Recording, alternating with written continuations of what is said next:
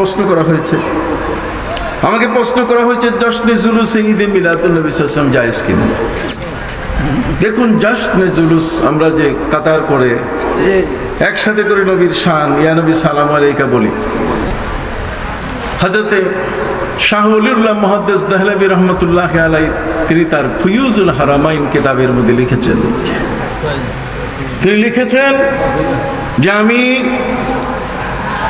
পবিত্র মিলাদুন নবী সাল্লাল্লাহু আলাইহি ওয়াসাল্লামের মাস রবিউল আউয়াল, এই মাসে আমি মক্কা শরীফে যাই, সেখানে 12 রবিউল আউয়াল মাউলিদুর রাসূল নবী করিম সাল্লাল্লাহু আলাইহি ওয়াসাল্লাম যেখানে জন্মগ্রহণ করেছেন সেই জায়গায় বসে আমি বিশেষ মোরাকাবায় থাকি। সেদিন আমি দেখি প্রতি বছরের এই দিনটাতে আমি প্রতিবারই নবীর এই বেলাদত শরীফার এই দিনে 12 রবিউল আউয়াল সুবহে সাদিক আমি দেখেছি যে আকাশ থেকে দুয়ার খুলে দিয়ে ফেরেশতারা মিছিল করছে, ওরা জুলুস বের করেছে।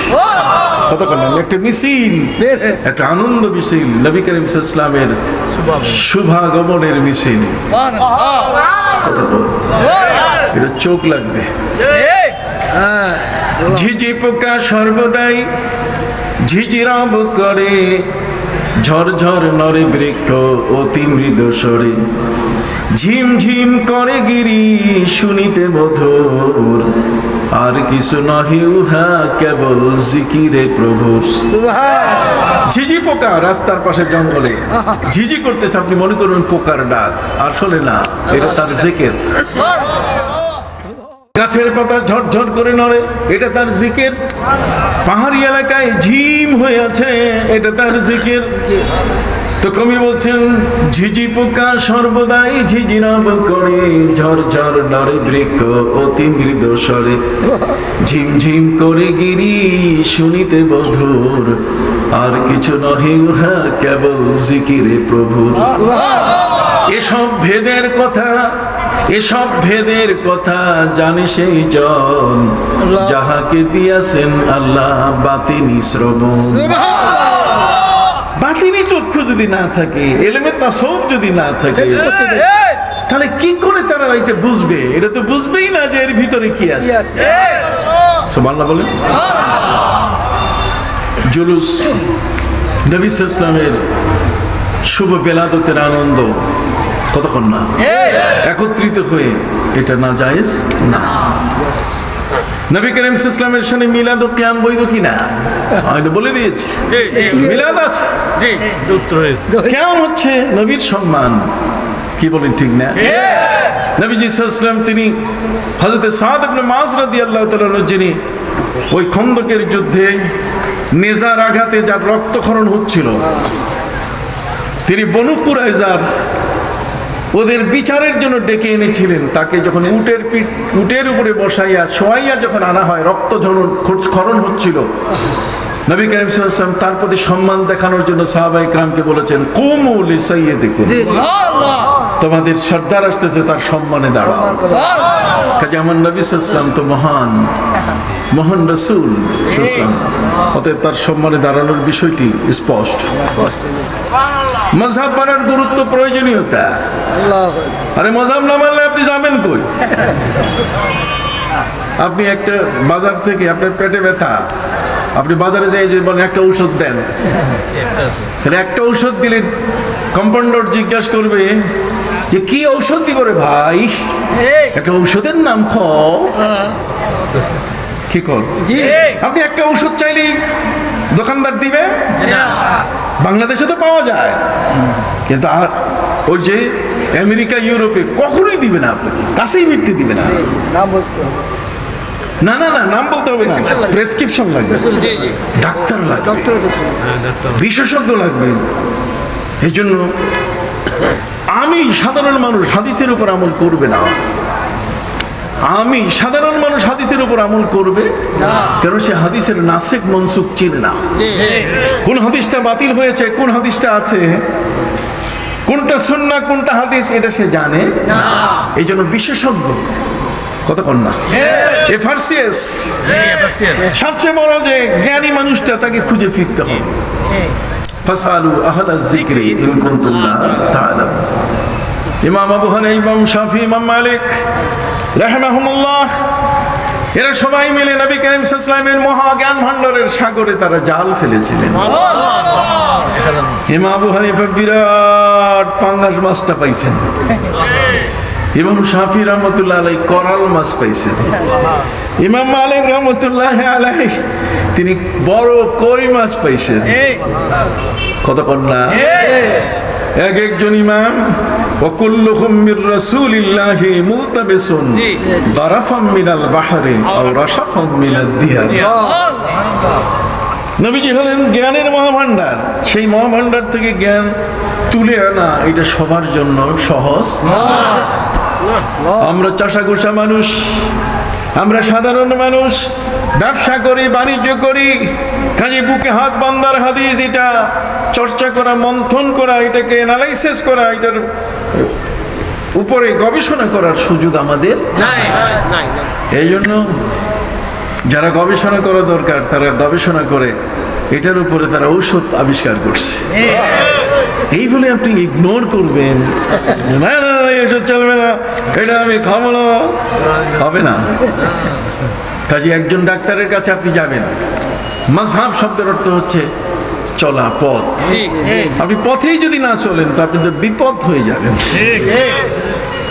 وأن هذا صراطي مستقيما فاتبعوه ولا تتبعوا السبل فتفرق بكم عن سبيلي ذلكم وصاكم به لعلكم تتقون। سبحان الله رب العالمين তিনি বলছেন আমি তোমার জন্য একটা সিরাতে মুস্তাকিম দিয়েছি, এই সিরাতে মুস্তাকিমে তুমি চলবে। খবরদার, এর পাশে কিন্তু অনেক রাস্তা আছে, সেগুলোতে চলবে না, এগুলো আঁকাবাঁকা রাস্তা। নবী করিম সাল্লাল্লাহু আলাইহি ওয়াসাল্লাম বুঝাতে গিয়ে হযরত আব্দুল্লাহ ইবনে মাসউদ রাদিয়াল্লাহু আনহু বলেন যে খাত্তা রাসূলুল্লাহ সাল্লাল্লাহু আলাইহি ওয়াসাল্লাম আলাল আরদি খাত্তাম মুস্তাকিমা। নবীজি একটা মাটি সমান করে লম্বা দাগ দিয়ে বললেন সরল রেখাকে, এটা সাবিলুর রুশ, এটা নবী রাসূলগণ এই রাস্তায় চলে। সুবহানাল্লাহ। সুম্মা খাত্তা আলা কুল্লি জাওয়ানিবিহি সিত্তাত খুতুত, এর ডানে বামে আঁকা বাঁকা বহুত রাস্তা আছে, 6টা রাস্তা তিনি করে বললেন ওয়া হাযিহি সুবুল, এগুলো অনেক রাস্তা, ওয়া আলা কুল্লি সাবিলিন শয়তান, প্রত্যেকটা রাস্তার মাথায় এক একটা শয়তান আছে। এগুলো রাস্তা, কিন্তু এই রাস্তায় চললে কিন্তু তুমি শয়তানের খপ্পরে পড়বে। প্রত্যেকটার সাথে 12টা করে এর উপর রাস্তা আছে, তাহলে 6 12 কত 72, আর সোজা রাস্তা একটা সিরাতে মুস্তাকিম, তাহলে কইলো কত হইলো কত বুঝছে? অতএব সোজা রাস্তায় আপনি নিবে কে? এর জন্য ভালো রাহবার দরকার। যে রাহবার চিটাগাং থেকে গাড়ি নিতে গিয়ে ওই আখাউড়ার দিকে সিলেটের রাস্তায় নিয়ে যায়, সেই ড্রাইভারের গাড়িতে চললে ঢাকা কোনোদিন পৌঁছা যাবে না। যে ড্রাইভার রাস্তা চিনে, ট্রাফিক আইন চিনে, নিয়ম চিনে, কানুন চিনে, গাড়ির স্পিড চিনে, ইঞ্জিনের গতি বুঝে, তার গাড়িতে উঠলে নিরাপদে আপনি যেতে পারবেন। আর না হলে সে যদি এমন হয় তাহলে একসাথে পুরো গাড়িটা আজিমপুরে ঢুকবে। কোথায় ঢুকবে? আজিমপুর, তার মানে কবরস্থান। কি কথা বুঝতে পারছি? এই জন্য ইমাম আবু হানিফা, ইমাম শাফি, ইমাম মালিক তারা হলেন আমাদের অগ্রজ, আর আমরা হলাম তাদের অনুজ। কাজে তারা যে পথ দেখিয়েছেন কোরআন সুন্নাহর ভিত্তিতে, নিজের মনের ইচ্ছায় তারা কখনো এগুলোকে ব্যাখ্যা করেন না। নামাজের মধ্যে পুরুষ মহিলার হাত বাঁধবে কোথায়? পুরুষ হাত বাঁধবে নাভির নিচে। ওয়া মিন আখলাকিল উম্মাহ তাজিলুল ফুতুর ওয়া তাখিরুস সুহর ওয়া ওয়াজুল ইয়াদিল ইয়ুমনা আলাল ইসরা তাহতা আস-সুররা। পুরুষরা, নবী করিম সাল্লাল্লাহু আলাইহি ওয়াসাল্লাম বলছেন আমার উম্মত চেনার উপায়, তারা ইফতার করবে যথাসময়ে, সেহরি খাবে বিলম্বে, আর নামাজে দাঁড়াবে হাত বাঁধবে নাভির নিচে। পুরুষ মহিলার নামাজের মধ্যে প্রায় 27টি জায়গায় পার্থক্য আছে। আর ওরা বলছে না, মহিলারা যখন সেজদা করবে তখন হাত পুরুষের মতো উপরে উঠাবে যাতে শিয়াল দৌড় দেয়। আরে বেটা, শিয়াল দৌড় দিলে তো আমার মায়ের বুকে আমার অমীয় সুধা, আমি মায়ের বুকের দুধ পান করেছি, মায়ের ইজ্জতটা নষ্ট হয়ে যাবে যদি হাতটা উঠায়, ওটা দেখা যাবে। কথা কন, ওটা কি আপনি কি বুঝছেন? বলছে না হাত উঠাবে, তো হাত উঠালে তো মায়ের বুকের সম্মান থাকবে, মায়ের বুকের সম্মানটা কি হবে? নষ্ট হয়ে যাবে। আমি কি বুঝাতে পারছি? নবী করিম সাল্লাল্লাহু আলাইহি ওয়াসাল্লাম বলছেন ফাইন্নাল মারআতা লাইসাত কাররাজুল, নামাজের মধ্যে মহিলা পুরুষের মতো নয়। কাজেই আন্তর্জাতিক ওই সমস্ত টার্মিনালগুলোতে যাবেন, প্লেন স্টেশনগুলোতে যাবেন, হযরত শাহজালাল রাহমাতুল্লাহ আলাইহি আন্তর্জাতিক বিমানবন্দরে যাবেন, সেখানে হচ্ছে ম্যান ওমেন, পুরুষ মহিলা। সারা দুনিয়ায় পার্থক্য আছে, আর আপনি বলছেন নামাজে নাই। এটা বকার জগৎ পাইছেন? নামাজে আমিন মনে মনে বলার মাসালা না, আমিন শব্দ কোরআনে নাই। এটা বালাতুল আমিন ওটা আলাদা জিনিস, মুতাইন সাম্মা আমিন এটা আলাদা। কিন্তু সূরা ফাতিহার পরে আমিন এটা কোরআনে কোথাও নাই। এই যে কোরআন শরীফ আছে, আপনি পারলে দেখান দেখি, পারলে আই ক্যান চ্যালেঞ্জ ইউ, দেখেন আপনি দেখেন, ঘরে যাই ভালো মতো দেখবেন 7টা আয়াতের মধ্যে শেষে আমিন নাই। তো যেহেতু আমিন নাই, সে আমিনটাকে আপনি জোরে বলবেন কেন? এটা আসতে, এটা কোরআন না, এটা গায়রে কোরআন। যেটা কোরআন না সেটা কোরআনের মতো সমানভাবে কেন পড়বেন? তাছাড়া ওয়াইজা কুরিয়াল কোরআন ফাসতামিউ লাহু ওয়ানসিতু, কোরআন যখন ইমাম পড়ছে তখন আপনি চুপ করে থাকবেন। হ্যাঁ, তবে নবী সাল্লাল্লাহু আলাইহি ওয়াসাল্লাম বলছেন যদি আমিন বলে ওয়ালা দাল্লিন আমিন, তাহলে আমিনটা আসতে আবু বকর সিদ্দিক সহ খোলাফায়ে রাশিদার সবাই, বাগদাদের প্রায় ১৫০০ সাহাবী, তার মধ্যে ফকিহুল উম্মাহ হযরত আব্দুল্লাহ ইবনে মাসউদ রাদিয়াল্লাহু তাআলা, তিনি এটা পড়েছেন ঠিক এমনি করে আসতে। আপনি কথা বুঝতে পারছেন? নামাজের ভিতরে বারবার হাত তোলা, রফিয়া লাইন করা নবী পছন্দ করেন নাই। নবী করিম সাল্লাল্লাহু আলাইহি ওয়াসাল্লাম বলছেন মালি আরাকুম খায়লাশু মুসিন, কি হয়ে গেল যে পাগল ঘোড়ার মতো খালি এই লেজটা এরকম উঠাইতেছে আর নামাইতেছে, খালি হাত উঠাইতেছে আর নামাইতেছে। ওয়া কুমু লিল্লাহি কানিতিন ওয়া কুমু লিল্লাহি সাকিতিন, নীরবে অত্যন্ত স্থিরভাবে তোমরা নামাজ পড়ো, যাতে আরেকজনের নামাজের কোনো ক্ষতি না হয়। দেখেন না একদল লোক আশহাদু আল্লা ইলাহা ইল্লাল্লাহ পড়ার পর হাত উঠায় খালি খালি ঘুরায়, একটাকে খালি এরকম করে খালি গুতে মারে। আরে না, আমি বই লিখেছি, এগুলো প্রায় 30টা বই লেখা আমার, সহিহ ওযু সহিহ নামাজের বই লিখেছি, 113 মাসলায় বিভ্রান্তির সমাধান বই লিখেছি, মৌলভী সবে বরাত মানে না এর উপর প্রায় 400 পৃষ্ঠার পর বই লিখেছি, নবী রওজা জিয়ারত করতে দেয় না এর উপর জিয়ারতের পর 40 করা যাবে কিনা, কবর জিয়ারত করা যাবে কিনা, এই যে জান্নাতুল বাকি কবরস্থানের বই লিখেছি। কথা বুঝেন না? এগুলো সব লেখা আমার, অনেক যুগোপযোগী অনেক বই। কাউকে না কাউকে লিখে যেতে হবে, কারণ জাতিকে অন্তত ধরে রাখার মতো ব্যবস্থা করতে। চিরদিন বেঁচে থাকবো না, কিন্তু আমার বইগুলো বেঁচে থাকবে। আমার ভাই নুরুল ইসলাম ফারুকী এই সত্য কথাগুলো বলছে, তার গলাটা কেটে তাকে বিদায় করেছে, কিন্তু সুন্নিয়তকে তারা বিদায় করতে পারে না। আমি তার গোসল দিয়েছি, আমার বাড়ি তার বাড়ি মাত্র 3 মাইল দূর, একসাথে বড় হয়েছে আমরা, একসাথে। কথা কি বুঝতে পারছি? কিভাবে গলাটা পশুর মতো কেটে ফেলেছে। মানুষ পৃথিবীর মধ্যে হতে পারে, মাসলা মাসাইল দ্বন্দ্ব হতে পারে, দলিল আছে, যার যার দলিল নিয়ে কথা বলো। অস্ত্র তো দলিল নয়, কথা বলে অস্ত্র কি দলিল? এটা রাষ্ট্রের শক্তি, এটা কোনো ব্যক্তির শক্তি নয়। মৃত ব্যক্তির ফাতিহা উপলক্ষে জিয়াদ পদে বৈধতা, অসুবিধা নাই, 3, 4, 5, 40 সব চলবে। কারণ হযরত নবী করিম সাল্লাল্লাহু আলাইহি ওয়াসাল্লামের সাহাবী হযরত সাদ, তিনি নবীজি সাল্লাল্লাহু আলাইহি ওয়াসাল্লামকে বললেন আমার মা মারা গেছেন, আমি মায়ের মৃত্যুতে বাইরে ছিলাম, আমি তার দাফনে শরীক হতে পারি নাই, এসে দেখলাম মায়ের কবর। হে নবী, আমি মায়ের জন্য কি করতে পারি? নবী করিম সাল্লাল্লাহু আলাইহি ওয়াসাল্লাম বলেন তোমার মায়ের জন্য রাস্তার পাশে পথিকদের পানির খাওয়ার ব্যবস্থা করো। তো পানিও খায়, ভাতও খায়, খায় না? বাঙালি সব খায়, যেহেতু সব খায়, তিনি জিজ্ঞেস করলেন এতে কি লাভ হবে? নবী করিম সাল্লাল্লাহু আলাইহি ওয়াসাল্লাম বললেন যে তোমার এই রাস্তার পাশে গড়ে তোলা পানির সরাইখান, এতে গ্লাস দিয়ে যখন পানি পান করবে সাথে সাথে ফেরেশতারাও সওয়াব নিয়ে তোমার মায়ের কবরে চলে যাবে। তোমার মাকে, মা জিজ্ঞাসা করবেন যে এই আমল তো আমি করি নাই, তখন তোমার মাকে ফেরেশতা বলবে যে তোমার ছেলে তোমার জন্য সওয়াবের ব্যবস্থা করছে। মা খুশি হয়ে যাবেন। এর উপর বই আছে ইনতিফাউল মাউতা বিআমালিল আহইয়া, জীবিত ব্যক্তির আমল দিয়ে মৃত ব্যক্তিকে উপকার দেওয়া যায় কি না? নবী করিম সাল্লাল্লাহু আলাইহি ওয়াসাল্লামের কাছে হযরত সাদ বললেন আমি পথিকদের জন্য পানির ব্যবস্থা করেছি। নবীজি বলছেন ওয়া হাযা লি উম্মে সাদ, এটা সাদের মায়ের জন্য উৎসর্গিত হলো। এই জিয়াফত খাওয়া, পানি খাওয়ানো যখন জায়েজ, তখন জিয়াফত খাওয়ানো কি জায়েজ? ফরজ নামাজের পরে পীর বা মুর্শিদ উস্তাদের সামনে কদম বসি। হ্যাঁ, কদম বসি নবী কারীম সাল্লাল্লাহু আলাইহি ওয়াসাল্লামের কদম বসি হযরত আলী করেছেন, হযরত আব্দুল্লাহ ইবনে আব্বাস কথা কর না, নবী কারীম সাল্লাল্লাহু আলাইহি ওয়াসাল্লামের পায়ে চুমু দিয়েছেন। সুবহানাল্লাহ, এটা শরিয়া বৈধ। আল আদাবুল মুফরাদ। কদম বসি না কদম চুমু দেওয়া, বাবা মাকে তো কদম চুমু দেওয়া। আমরা তো কদম বুসি করি, বুসি মানে স্পর্শ, স্পর্শ করে কথা কর না। একটা হচ্ছে দস্তবুসি, একটা হচ্ছে দস্তবুদি, মানে পা ধরে আমরা স্পর্শ করি, এটা দস্তবুসি। আর কদম বুসি মানে মুখ লাগাইয়া চুমা দাও, এটা নবী কারীম সাল্লাল্লাহু আলাইহি ওয়াসাল্লাম দিয়েছে।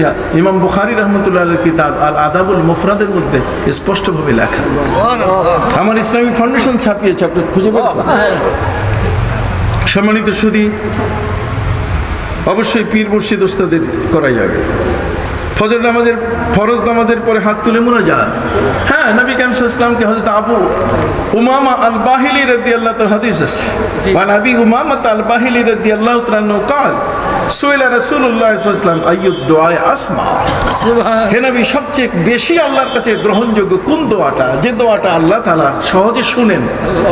নবী কারীম সাল্লাল্লাহু আলাইহি ওয়াসাল্লাম বলেছেন জাওফুল লাইল ওয়া দুবুরু কুল্লি সালাওয়াতিন মাকতুবা।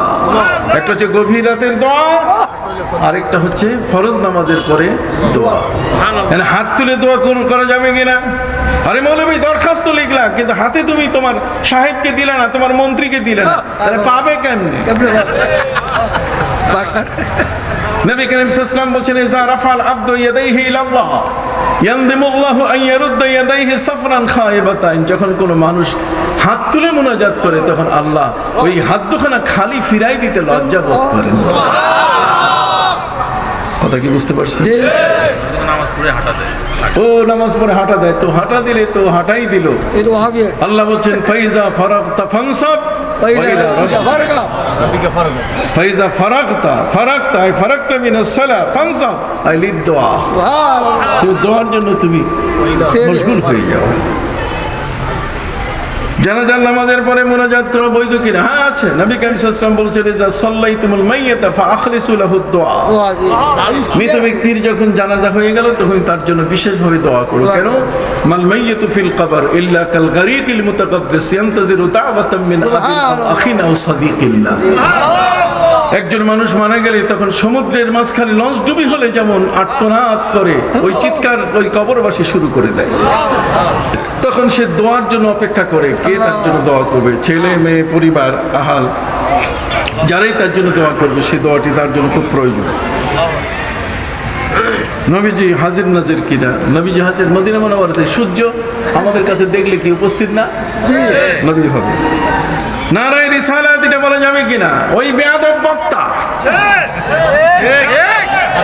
ও আর কিয়ামতের আগ পর্যন্ত আদব শিখবে না, ও কিয়ামতের আগ পর্যন্ত আদব শিখবে না।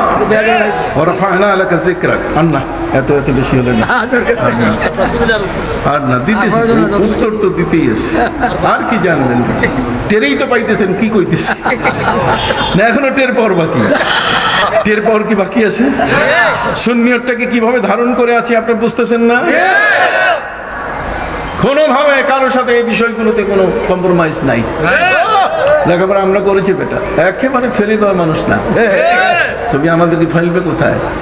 তোমার ওস্তাদের ওস্তাদ কিন্তু আমরা, তোমাকে হিসাব নিকাশ করতে হবে। তুমি মনে করো না যে জঙ্গলে বাঘ ঘুমিয়ে আছে, আমরা কিন্তু এখন দুই চোখ আমরা দেখতেছি। এই জমিনে কথা বলতে গেলে খুব হিসাব করে কথা বলতে হবে, এবং কোনোভাবে কোনো কথা ছাড় দেওয়া হবে না। এ কারণে সম্মানিত শুধু আপনাদের খেদমতে যেটা বিনয়ের সাথে আদেশ করতে চাই, নারায়ে রিসালাত। আল্লাহ নিজেই বলছেন ওয়া রাফা'না লাকা যিকরা, কে নবী ইজা যুকিরতু যুকিরতা মাই। আমার আল্লাহর নাম যেখানে উচ্চারণ হবে সেখানে আপনার নাম। অর্থাৎ নারায়ে তাকবীর যখন হবে তখন নারায়ে রিসালাত হবে।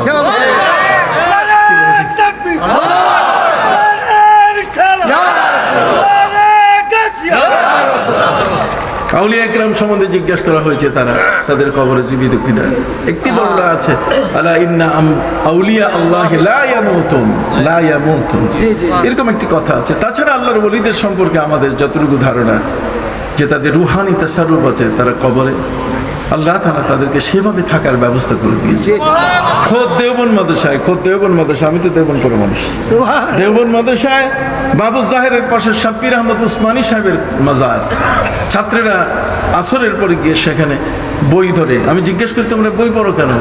এখানে বই পড়লে ওনার রুহানি তাওয়াজ্জুতে বই আমাদের মুখস্থ হয়ে যায়। আপনি চিন্তা করতে পারেন। যা হোক, সম্মানিত সুধী, আমি এখন বিদায় চাচ্ছি আপনাদের কাছে। আসলে সকালবেলায় আমি রংপুর থেকে প্লেনে এসেছি সে 12টার সময়। আসার পরে আমি খাইও নাই, একটা জরুরি কাজ, এটা হ্যান্ড ওভার হচ্ছিল, এটা নিতে নিতে আমার 6টা বেজে গেছে। ওইখান থেকে কোনো মতি দৌড়াইয়া আপনাদের এসে মাহফিলটা দিয়েছি। কথা কি বুঝতে পারছেন? যতটুকু বলেছি, আল্লাহই সব ভালো জানেন। তবে এখানে সব বিষয়টি হলো যে আপনারা এই সুন্নিয়তের উপরে ঠিক থাকবেন, মজবুত থাকবেন। খবরদার, আমরা আছি কিন্তু। 10 মিনিট। না, 10 মিনিট প্লিজ। আমি এখন যাবো।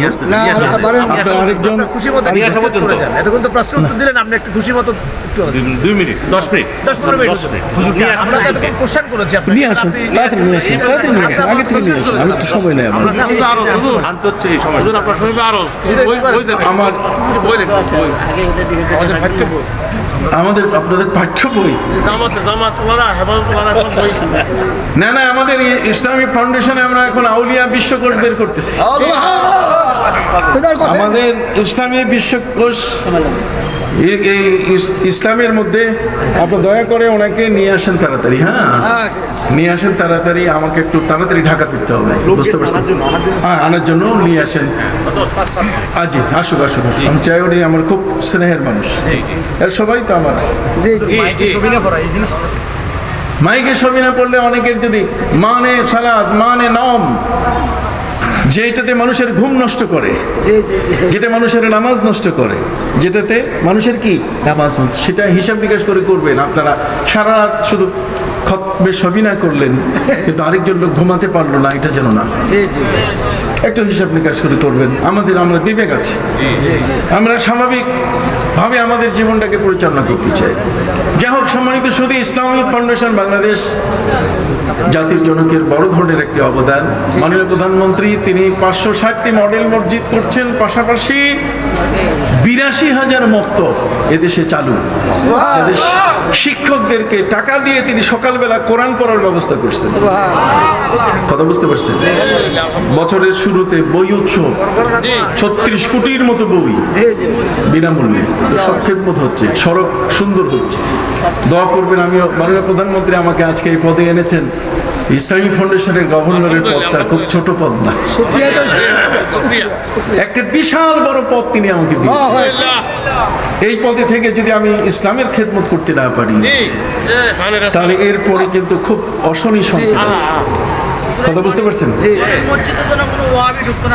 এই জন্য ইনশাআল্লাহ আমরা প্রায় হাফেজ যারা আছে, এই প্রায় আমাদের এই 560টা মডেল মসজিদে একটা করে হেফজখানা থাকবে এবং সেখানে মক্তব থাকবে। তাতে দেখা যাবে যে বছরে প্রায় 2 লক্ষ ছাত্র লেখাপড়া করার সুযোগ পাবে। 22টা ফ্যামিলি সরকারি হয়ে যাবে। 22টা ফ্যামিলি, খতিব, ইমাম, মুয়াজ্জিন, খাদেম, এগুলো সব হয়ে যাবে। এগুলো ভালো কাজ না? সবাই মিলে এই জমিনে খেদমত করার চেষ্টা করছে। আপনারাও সেই চেষ্টাটুকু অব্যাহত রাখবেন। আমাদের কথা হলো, আমরা মারামারি করব না। আমরা কি মারামারি করবো না, আমরা সমঝোতা করব। যুবকরা, আমি তোমাদেরকে বলি, তোমাদের চেয়ে বয়স তো আমি বড়, তোমাদের অনেক শিক্ষক আমার ছাত্র। যদি ইউনিভার্সিটি বলো, ইউনিভার্সিটিতে অনেক ডক্টর আমার ছাত্র। এমন কোনো ইউনিভার্সিটি বাংলাদেশে নাই যেখানে ডক্টর কয়েকজন আমার ছাত্র না। তো এই জন্য বিনয়ের সাথে বলতে চাই, যুবক ভাইরা, তোমরা বাড়াবাড়িতে কোনো সময় যাবে না। দেশটাকে শান্ত করে আমরা চাই দেশে যেন শান্তিপূর্ণভাবে ইসলামটাকে আমরা প্রচার করতে পারি। আমরা একটা সুন্নাহ বিশ্বকোষ লেখার কাজ আমরা শুরু করতে যাচ্ছি। তারা সিরাত বিশ্বকোষ করে গেছে, আর আমরা এখন কি সুন্নাহ বিশ্বকোষ এবং হেরিটেজ, যতগুলো মসজিদ প্রাচীন শাহী আমলে আছে সেগুলোকে সরকারের আওতায় নিয়ে এগুলো সংস্কার করা যায় কিনা, কথা বুঝতে পারছেন? এগুলোর নির্মাণ সরকার নিজের হাতে নিচ্ছে। আমি সরকারের 560টি মডেল মসজিদের টেকনিক্যাল কমিটির আমি সদস্য। অতএব আপনাদের খেদমতে বিনয়ের সাথে আরজ করতে চাই, আজকের মিলাদ কিয়াম এটা একদিন দেখবেন ইনশাআল্লাহ। মাননীয় মহামান্য রাষ্ট্রপতি যেহেতু এটাকে একটা গেজেটের মাধ্যমে আমাদের কাছে উপস্থিত করেছেন, আমরা কিন্তু এই আস্তে আস্তে খুব ভালো বিষয়গুলোতে এগিয়ে যাচ্ছি। এই জমিনটা হচ্ছে আউলিয়া ইকরামের জমিন। এই জমিনের মধ্যে যারা এখানে আমরা যারা বাস করছি, অলিয়া উলিয়াদের বিরুদ্ধে একদল লোক আছে, এদের তাসাউফ মানে না।